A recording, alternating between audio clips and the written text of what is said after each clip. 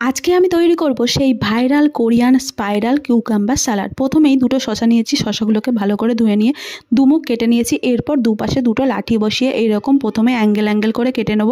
এরপর শসাটাকে উল্টে দিয়ে আবারও অ্যাঙ্গেল করে কেটে নেব। যেভাবে আমি স্পাইরাল পটেটো কেটেছিলাম সেম সেইভাবেই কাটবো, তাহলেই তৈরি হয়ে যাবে আমাদের স্পাইরাল কিউকাম্বার। আর এরপর এটাকে স্যালাডে পরিণত করতে হবে। জানি কোরিয়ানদের মতো অত সুন্দর হতে পারবো না, আর ওদের মতো স্কিনও বানাতে পারবো না, তবুও এই স্যালাডটা বানানোর চেষ্টা করলাম। এটাকে নুন জলে ভিজিয়ে রাখলাম শসা দুটোকে। আর তারপরে আমি কেটে নিলাম কিছুটা পেঁয়াজ, কেটে নিলাম একটা রসুনকে কুচি কুচি করে। এরপরেই কেটে নিলাম কিছুটা ধনিয়া পাতা।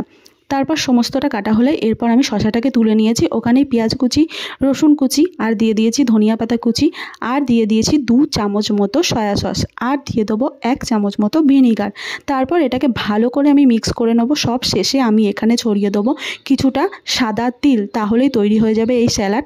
দেখো কিউকাম্বারটা কতটা স্পাইরাল হয়েছে, ওয়াও, জাস্ট ওয়াও।